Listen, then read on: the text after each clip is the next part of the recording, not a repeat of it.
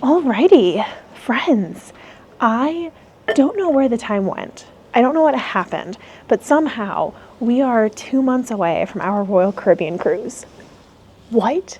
I don't know where January went. I don't know what happened, okay? So I'm going to put this pillow right there and let's talk about it, because I don't think that I have come on here and said exactly what we're doing and all of that. So let's get into it. But first, let's do a quick intro.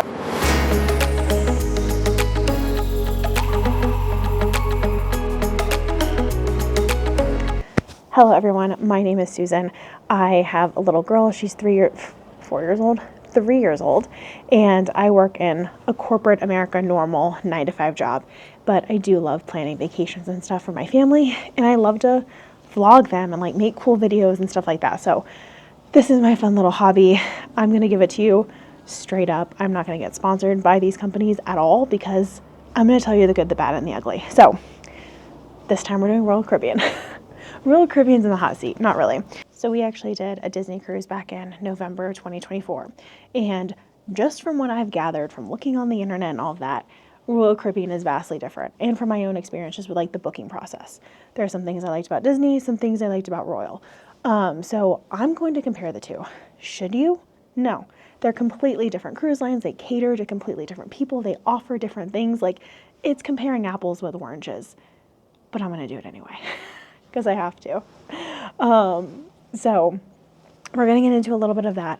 I'm going to, compare apples to apples whenever we can. And then also just kind of comparing the overall experience. So we're going to get into all of that. So kind of in this video, we're going to talk about the planning, the prepping, the booking process, because that apparently is vastly different cruise line to cruise line. And yeah, we're going to get into specifically what we're doing and all that fun stuff. Let's talk about the booking process. So the booking process for Disney is a little bit stressful, as in you better book as soon as you can, as fast as you can. And whenever check-in starts, you've got to be online at 12 a.m. Florida time, whatever it is, because everything is going to get booked up, right? Disney people book things so fast. They're planners. They book things quickly in advance. I did not have that experience at all with Royal. And it was kind of nice to sit back and breathe. It's I'm the only crazy planner in the group, which is great for me. So I booked an April cruise on August 24th. So what is that? August, September, October, November, December, January, February, March, April. So about 8 months in advance. Still extremely early. My mother-in-law booked this cruise 2 weeks ago. So same cruise and everything. I don't know what kind of room that they got, but whatever, that's not really the point. The point is that you can book the cruise kind of really shortly out, which is completely unheard of on Disney. Some people do it, they get lucky, but it's not really common. So the booking process on Royal, much more chill. As far as the prices go, you have to put down a certain amount. Royal's a lot cheaper. I think Royal was $200 and Disney, I think it's 10%. So you vary a little bit. I think I have to have the cruise paid for sooner with Disney also.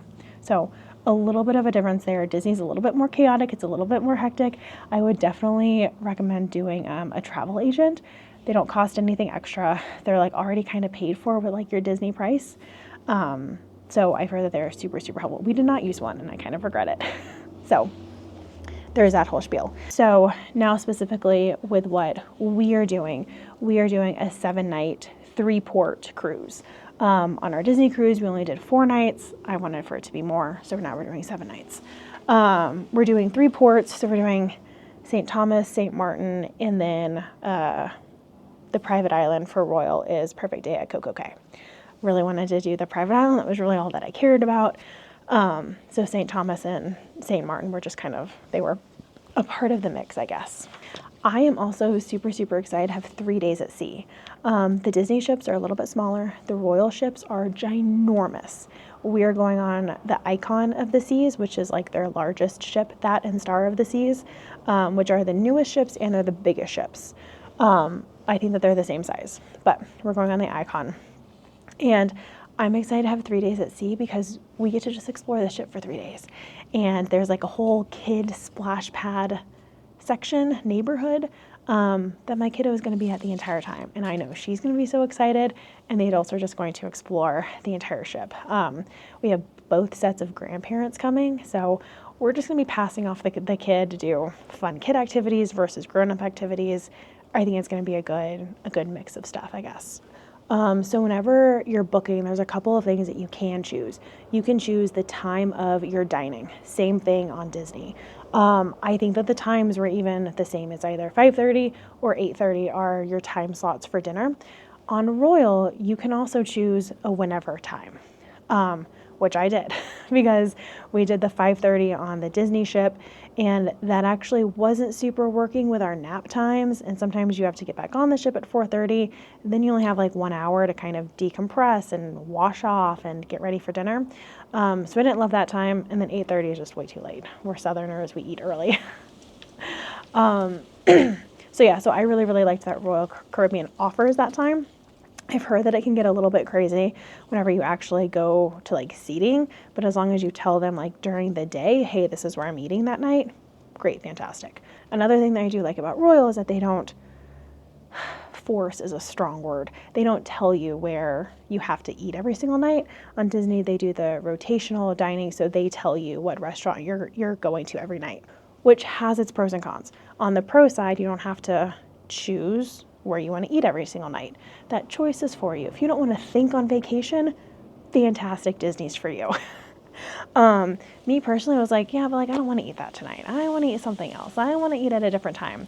I like to make my vacations more hectic. And sometimes I just like to be, I don't know, more spontaneity, I guess. If I just want to eat snacks that night, I can just eat snacks that night. So, and I don't feel like I'm missing out on like a restaurant. So, I don't know, to each their own. I wasn't a huge fan. Another thing, again, that made our Disney cruise not great, we went in November and our weather was terrible. It was so windy, it was chaotic. A bunch of stuff got canceled, and we ended up, we only did like a half day at Lighthouse Point because it was so windy and it was miserable. There was sand flying everywhere, not fun. And then at Castaway, they couldn't even get there because it was so windy. And that's why I say I have to go on another Disney cruise, because I just wanted to go to Castaway Cay, and that was my only thing that I wanted in life, and I couldn't go. So we're gonna have to do another one when the kiddos are older and all that. But what was the whole point of that spiel? Oh, so now we're going in the springtime, which is just like in general a better time for cruising. Your prices are a little bit more expensive, but it's still a better time weather-wise. So that is what we are banking on. Now, all that being said, I know people that have went in January, December, November, and they've had a great time, and the weather's been beautiful and warm and gorgeous. So it's luck of the draw, sadly, with the weather. So there's that. Now, I mentioned pricing. Let's get into pricing just a little bit, because whenever I was booking this cruise, I was like, oh, that felt like the same price that I paid at Disney. And I was pretty close. I think I paid $4,700 for the 7-night Royal cruise versus $4,200 with the 4-night Disney cruise. So price to price, Disney's, I think it was like roughly like 62%. I did the math earlier. Then I also went on the Disney website and I found the same cruise, right? So the same time frame of brand new ship. This is on the Disney Treasure. Same nights, same all that. And that one was $7,200, I think. So again, Disney's going to be roughly 60% more than Royal. So there's all of that has to deal with in the pricing. Another thing that I noticed, Royal has a lot more signature restaurants. So like restaurants that charge a little bit more. They still have, I think they have like 3 or 4 options for free dining. Free dining, it's included in your cost. Again, whenever you go to like their private islands, all of that is included. Disney also like has sodas. We don't drink soda, so that doesn't matter to us. Try to do a good like cost per cost comparison. Royal Caribbean also has a casino, so that is just going to cost us a little bit more money because I really like craps. So I will be doing that. Get ready for a casino tour. What else is in the cost? Oh, I made a TikTok video a little while ago comparing the cost, and there was a debate in the comments whether or not childcare was free on Royal. I looked it up. Childcare is free on Royal except past like 9:15 p.m. Disney might be similar, but yes, the childcare is free on Royal also. What else is there? There's an arcade on Royal. It's just like little things that like could end up costing you more money, but for the most part, things were pretty free in the same prices. Oh, you know what was significantly cheaper actually? On Disney, what was cheaper? They do like a behind the scenes ship tour. On Disney, that is a reasonably priced tour. Maybe it's like $150 total. On Royal, it's like $250 per person, and it's like a 3.5 hour long thing. I think Disney's was like maybe 1.5 hours. So that Disney one, the Disney behind the ship tour, is better or more reasonably priced. I don't know what they do as far as like quality goes, but and then also the Disney spa, crazy expensive. Oh my gosh. I'm gonna have to go back through and look at what we spent. I'll put the amounts here if I can find like the receipts and stuff, but we spent an arm and a leg at the Disney spa. And again, I booked it right at 12:01 a.m. the night that I'm supposed to, and the only slot that I could get was like a 9 p.m. spa treatment, which I did. I have a video on the Disney spa up here. But that was insane. And again, on Royal, I could book whatever time I wanted, any day I wanted. I went back through yesterday, right? So we're at like the 6-ish week point, 6 weeks until our cruise. And I could book a spa treatment kind of for any time. Again, Royal's a larger ship, so that kind of makes sense. Disney's more secluded, they're smaller, whatever. As a spa girly, that is important to me, is getting in a spa treatment. And it was much more reasonable. I think it's $150 for a 50-minute Swedish massage, which is kind of what I would expect on a cruise. Alrighty, so now let's get into our pre-cruise stay. So we're flying out of we're flying out of Denver and into Miami. We're sailing out of Miami. And so as far as flights go, now this is going to be iffy for us. So we used to live in Dallas, which is the American, the Southwest hub. So we're pretty loyal to those two airlines. Now we live in Denver, and it's United all the way. So kind of our only reasonable flights. I think American Airlines had like 2 flights or something a day. United obviously had a bunch more. So we were flying United for the first time. We're landing at 3:30 and flying out at 3:30 also. So it made everything kind of easier. Flight prices, I think were $1,700 for the 3 of us, which is insane, but whatever. For the hotel that we're staying at before the trip, I had debated. I was going to do a fancy hotel and then do like a private beach day where like people come out, they bring you French fries. I don't know. I was going to do a beach day. But we couldn't really find flights from Denver to Miami with like the time zone changes that would like give us enough time to do that. And so then we were like, well, we'll land at 3:30, get to the hotel at like 4:30. We'll go to dinner, we'll go to sleep, right? Because the next day is like, the embarkation days are always so crazy and hectic. And let's be honest, my kid's going to be in the splash pad all day. So we need tons of sleep that night before. So we're not doing anything crazy. There's like a Miami Children's Museum that I wanted to go to. I don't think we'll have time to. I'm not even gonna like try and pack it into my schedule, but that's what we're doing. And I think we're just staying at like a Hilton that I could use my points at. So that was a plus. One less thing after spending an arm and a leg on flights. Let's see. The next thing that I haven't figured it out yet, but getting from the hotel to the port. This hotel doesn't have transportation. I read that taking an Uber in Miami is actually cheaper than taking the hotels, but it's going to be during spring break. So what are my options of even getting an Uber? I don't know. I'm going to have to kind of debate that and talk it through with people. So we'll see. If you have any advice for getting to the Miami port, let me know in the comments. Now, I wasn't going to include this section in my video, but I'm going to because it's important. The app. The app for Disney, far superior. And I don't know if it's just more superior, but it's more fun to use. Like the Disney one, you open up the app, it gives you this fun little countdown with Disney characters, it tells you when your cruise is at, everything's right there. Again, the booking process for all of it is hell, but once you've done it, all your stuff is right there. And it's very pretty and it's well laid out and all of that. Royal, you open up the app and they're kind of like, what cruise? You don't have a cruise booked. You have to like go to all these certain pages. You have to like put in your reservation number. And they're more trying to like sell you on like your next cruise versus the cruise that you've already booked, which kind of makes sense. So I don't love that. And then also, again, they have like this calendar feature, but I can't go in and say, oh, I'm going to go, or, you know, my plan is to go and have breakfast at 7:30 at the Windjam or whatever.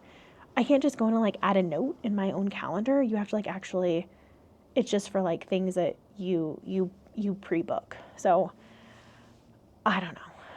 I don't love it yet. But once you figure out where you got to get to, then that's kind of nice. Like once you figure out how to book the excursions, they're all kind of there and they're all in one place. So that being said, let's get into the nit and gritty of all of this, which is what we have booked. All right, so I'm going to have my Royal Caribbean app probably over here, and depending on how it looks. So kind of what we've got is, again, you've got your little welcome aboard, great. Your daily planner, it, at least right now, right? Again, we're kind of far out. Again, I'm used to Disney where I have to book everything 12 weeks in advance, whatever the timeline is. And so like I kind of want to book stuff now.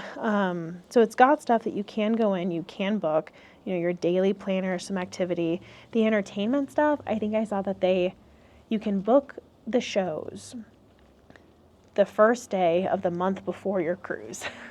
So for cruising in April and March, like March 1, I can book that kind of stuff, which makes sense because my check-in is like February 24th, I think. So I don't have any of that. But again, you have to look on the bottom and show, oh, I'm only on day 1. So if I go to day 2, excursions, there are none because I'm not at port that day. So I think I'm at port on day 4. And they have all of the excursions that you can pick. If you click on one, then it has like the price, you can reserve now, all that fun stuff. So we're actually not doing a Royal Caribbean sponsored excursion. We're just kind of going to do stuff on our own. You know, we'll walk around, we'll go to a beach or two, we'll figure it out, right? We're not idiots sometimes. So anyway, so that's where they've got all their stuff for days 4 and 5. And then this is that behind the waves. It's like the behind the scenes tour, which again, I thought was really, really cool. My husband and I would get a kick out of it. My dad would love this. However, I think it's like normally $260 per person, and it was like on sale right now, if it will ever load, to like $180 per person. I was like, that is still a lot of money. Okay, this isn't gonna load. Oh, there it is. $183 per person, yeah. So, I don't know. Again, they've got a bunch of offerings for it. It's every single day at sea. They have it 2 times. And again, it's 3.5 hours. It's a long time. So we'll see. And then we've got our perfect day at Coco Cay. And what is kind of nice is that it tells you what you have reserved. So we reserved a cabana. That's me personally. I like having a home base. I like having a spot to put all my stuff.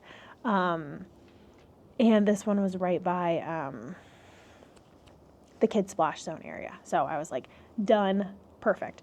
Again, I did that randomly one day. I was kind of on the Disney zone, whatever, to where I was like, oh, I'm not gonna be able to get a cabana. Disney, you can't get a cabana unless you're like on your 50th cruise and you're, what's it called? On the concierge level. That's a little bit dramatic. You can get one, but it's extremely hard to get them. They book up so fast. Royal has a bunch more cabanas. So they cost the same. It's still $1,000 for the whole day, but that was worth it to me, so I did it. Let's see what I also did. I also did the helium balloon. It like takes you up in the sky. You can get to see the whole island. It's one of those things that usually gets canceled because the wind is usually too high. So I did it first thing in the morning. We'll see, fingers crossed. I think it was like 70% of the time it gets canceled or something like that. So I'm not holding my breath. And then I did the zip line. I booked the zip line. Again, it's something that usually gets canceled because of the wind, but I want to do it. So yeah, they've got a bunch of stuff that you can reserve ahead of time on Coco Cay. But they also have a bunch of stuff that's free there. There are a bunch of videos on like what's free and what's paid for on CocoCay. I will say on the Disney private islands, I think like 90% of the stuff is free. Eh, never mind, it's not. But a lot of the stuff is free on the Disney private islands. Here, they got more stuff to do, but they're also charging you for it. So give and take. What else did I want to show on here? That was kind of it. So yeah, right now there's not too much you can go in and book. We booked an escape. Where's the stuff that all I booked? Oh, here we go. So this is the calendar. And again, what I'm saying, right, they have these huge like time zones like blocked off, and you're just like, why? Like, can't I just, like, why? Why can't I just go in here and type and use notes and stuff like that? So anyway, you can see that we don't really have anything planned. I would go in here though and say, hey, this is where I'm planning on going for dinner this night. All that crap, but not happening. I actually thought there's the escape room, and then I think I also did like a cooking sushi making class. It's not that impressive. I saw a video on it a couple days ago and was like, I don't know, but we'll see. So anyway, as far as what I have booked so far and what it cost, I always think this is super helpful. So we have the escape room. Here's how much that cost. The sushi making class. Here's how much that cost. The spa. Here's how much that cost. The cabana. Here's how much that cost. The hot air balloon. Here's how much that cost. And then the zip line. So that is everything that I have booked so far. Again, what has been really, really nice is that with Royal, I can book them whenever. I don't have to log in at midnight, hopes to get a slot, because that's really how it is with Disney. Don't love that. Again, I think if you have a travel planner, they do it for you. I'm not 100% sure. What happens if they have more people on that ship? I don't know. I have a lot of questions, but not the point for this video. Alrighty, so actually, I've talked about everything. Okay, let's get into what all I've purchased so far for this cruise, because that's the best part. Alrighty, so here we are in my office. Alrighty, so my cruise stuff I've been putting into these cabinets to hide, I guess, them from the kiddo, sort of. Not really, but mainly just so I had somewhere to put all this random junk. Okay, first thing that I've gotten is some duckies. I think my 3-year-old is going to love hiding these around the cruise ship. I need to like Google to make sure that they still allow them. I feel like I've seen a video where they don't allow them, but I got a bunch. I think I got like 30, so that's like 3 or 4 a day she gets to go off and hide. I think she's gonna take like that. Second, these are actually our door magnets from the Disney cruise, and I love them, so I'm keeping them. They're all about like the towel animals. Love that. I am also secretly hoping that Royal Caribbean actually does the towel animals, as in making animals out of towels, because Disney Cruise uses like the blanket and makes blanket animals. Let me just tell you, I'm not gonna lie, I don't think that they're as magical.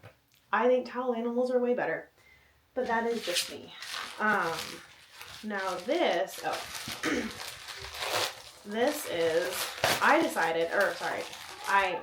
saw somebody do this on a different, yeah?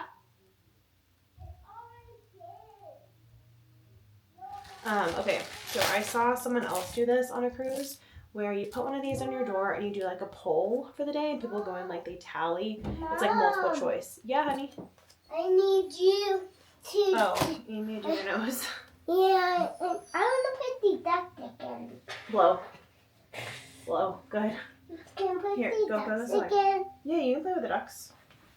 You try to be a little bit quiet because mommy's filming a video. Okay. They're your duckies. Okay. Oh, I want the squeaky squeak. Like the squeakies? Please don't squeak. Hey, don't squeak them. Are you going to hide those around on the cruise ship? Yeah, I can by myself. I know where to hide. You know where to hide them? Look at these faces. Look at those goofy faces. Okay, 1 second. Okay, this I got to do polls on the cruise. I've seen a couple of other creators do it. You do like a multiple choice poll, one body. and people do like a tally for whichever one they like. And at the end, whatever. Maybe we'll put like parks and passports on here so people will subscribe. I want Maybe. this squeaky thing. You like the pirate one? Watch this. I like the pirate one too. It's pretty cool. Oh, and here. Hey, Mommy. I swear I ordered Royal Caribbean luggage tags. Whoa. Yeah, these are for the board. Whoa. I swore I did. If I didn't, that's what I need to go do like right now. I don't want to do it. I don't want to do it right now. I like using the luggage tags.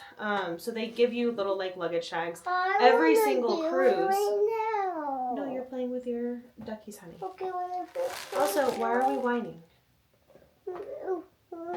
We need to use our big kid voice. When I play, can I do it? No, we're doing it on the cruise.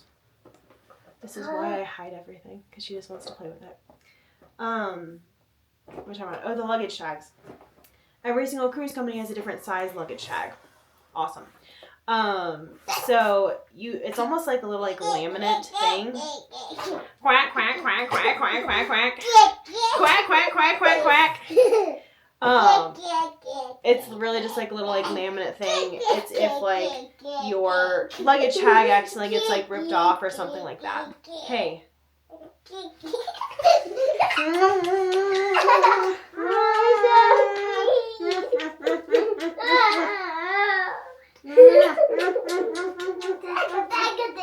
Okay, can you go play with your duckies in your room, please? Oh yeah, I'll be right back. Okay, thank you.